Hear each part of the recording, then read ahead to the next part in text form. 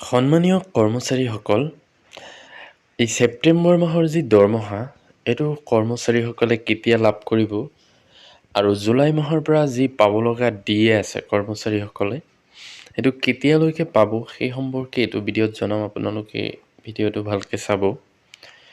তো ছেপ্টেম্বৰ মাহৰ যি দৰমহা, এইটো আচলতে বৰ্তমান যিসকলৰ DDOৰ বাজেট আছে তেওঁলোকে পাই থাকিব আৰু 1 তাৰিখৰ পৰা আচলতে সকলো কৰ্মচাৰীৰ দৰমহা দি আছে। যদি কোনোবা এতিয়ালৈকে পোৱা নাই, হয়তো সোমবাৰৰ ভিতৰত সকলোৰে হৈ যাব, যদি কোনো ধৰণৰ অসুবিধা নাথাকে।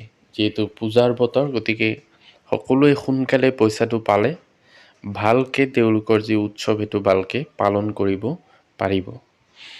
এতিয়া কৰ্মচাৰীসকলে আচলতে জুলাই মাহৰ পৰা যি DA পাব লগা আছে 3%, সেইটো যিহেতু বৰ্তমানলৈকে ঘোষণা কৰা নাই। এইটো আচলতে অসম চৰকাৰৰ যিসকল কৰ্মচাৰী তেওঁলোকে তেতিয়া পাবলৈ সক্ষম হ'ব যেতিয়া চেণ্ট্ৰেল গভৰ্ণমেণ্টে অৰ্থাৎ কেন্দ্ৰীয় চৰকাৰৰ ফালৰ পৰা তেওঁলোকৰ কৰ্মচাৰীসকলক এই DAটো ঘোষণা কৰিব, তাৰ পিছতে অসম চৰকাৰে সেইটো ঘোষণা কৰে।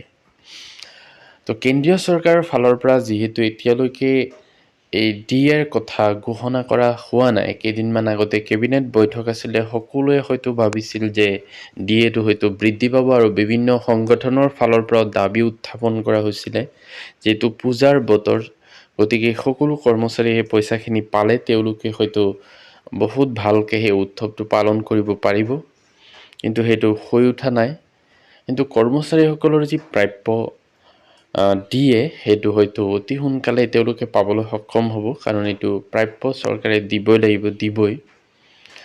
তো সেইকাৰণে যেতিয়া কেন্দ্ৰীয় চৰকাৰে ঘোষণা কৰিব তেতিয়া অসম চৰকাৰেও পিছত ঘোষণা কৰিব।